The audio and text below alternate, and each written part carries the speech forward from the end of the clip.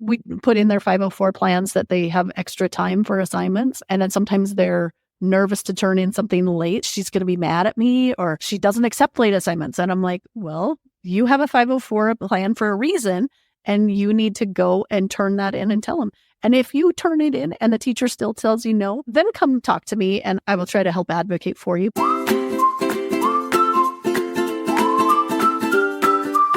Hello, I'm your host, Miriam Brown. In addition to my teaching certificate, I have a bachelor's degree in psychology and a master's in curriculum and instruction. I spent the last decade as a public school teacher, and I want to give you insider tips on how to help your child do well in a system that might otherwise fail them. In this episode of our ADHD series, Erin Koppen and I talk about how to interact with teachers to create a classroom environment that will be most helpful for your child with ADHD.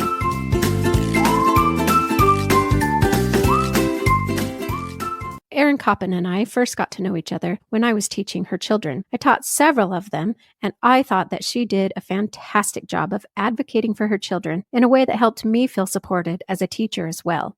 I think that's a hard tightrope to walk because sometimes we get all mama bear and we want to get our child's needs met. But when you do it in a way that helps support the teacher as well, you just have a better outcome. Erin, I always told you that I thought you should teach parenting classes for ADHD. Yeah, so even though I'm around ADHD a lot and I treat it, I feel inadequate because I struggle and my kids aren't always thriving and I feel a little bit like a failure. I think that's completely normal. Thank you for being open with us about that. I think it's just really stressful to parent a child who is impulsive and has a hard time listening. I read a study that compared moms of neurotypical children to moms of children with ADHD, and they experience a lot more anxiety. Yeah, I think parenting kids with ADHD is stressful. It is stressful, and having an ADHD child in your classroom can also be pretty stressful because most of the time you'll have more than one student in the classroom that has ADHD, and then you've got others that have issues that are just as difficult, sometimes even more.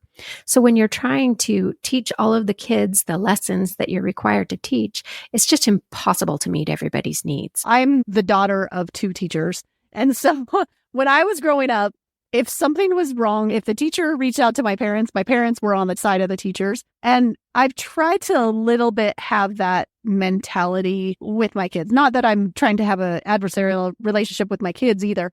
But when my kids tell me a teacher has done something, I try to be a little bit skeptical and see it from the teacher's point of view. That was pretty evident to me every time I talked to you about one of your kids. And I think that being able to look at things from the teacher's point of view is really helpful, not just if you're having a problem, but also when you're meeting together with a school to set up a formal plan. The school can help you make a plan called a 504 that can ask the teacher to make special adjustments to their teaching for your child. These are called accommodations, but it's really common for teachers, for whatever reason, to not implement those changes in the classroom, even though they're in a meeting and agree to the plan. I think that happens because sometimes it's hard for a teacher to speak up and say, I realistically don't see how I can do that. When we've had meetings talking about the things that would be helpful to my kids, I definitely talk about how it would be helpful for me to help them be successful, but I also try to keep in mind how will this affect a teacher? Because when you're trying to create an accommodation, really you want it to actually be helpful. And if it's something that just is not going to happen, then I'm constantly telling the teacher they're not doing this thing that is really creating a difficulty in their classroom. So I try to keep some of those things in perspective.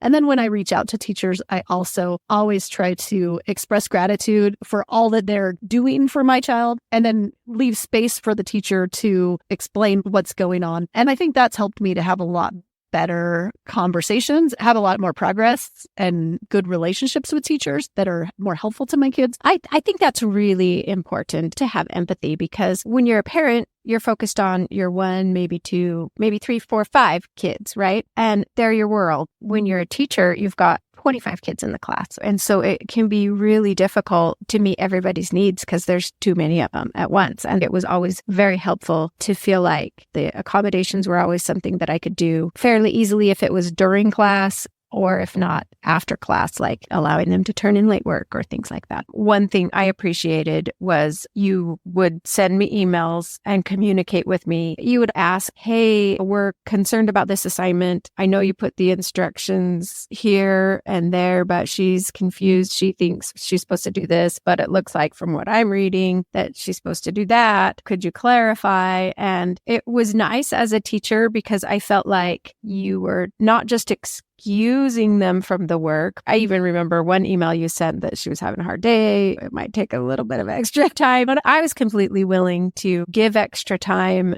But it was nice that at home you were helping them to get their work done. Yeah, definitely. I think communicating with the teachers is the most helpful and trying to balance that. I'm trying not to be the bulldozer parent that's like mowing down all the obstacles. I keep telling my kids if they don't know what they're doing, okay, go talk to your teacher. Or we did put in their 504 plans that they have extra time for assignments. And then sometimes they're nervous to turn in something late. She's going to be mad at me or she doesn't accept late assignments. And I'm like, well, you have a 504 plan for a reason and you need to go and turn that in and tell them.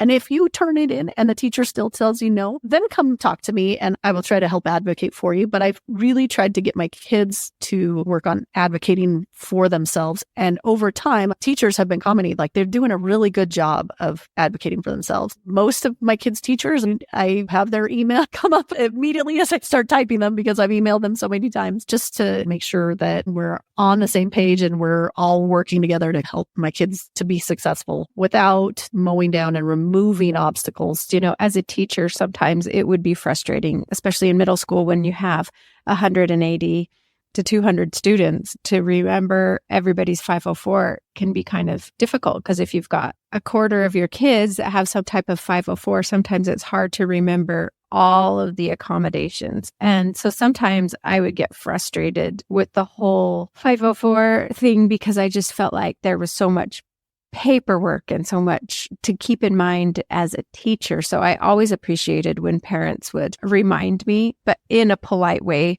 oh, could you help me with this without making me feel bad that I had maybe missed something on the 504 or something like that. So if there's one piece of advice I could give, it would be to be like Erin and to have empathy for the teacher. Imagine what it would be like if you were trying to teach a classroom of 25 students and meet everybody's needs.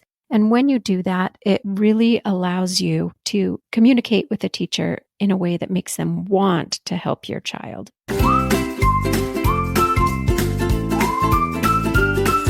Thanks, Erin, for sharing your perspective on how to walk the line between advocating for your child without alienating the teacher. It's like that old saying, you'll catch more flies with honey than with vinegar. If you collaborate with your child's teacher, keeping in mind that they have a lot of other students and more work than they can possibly accomplish, they'll be a lot more willing to make adjustments to help your child succeed.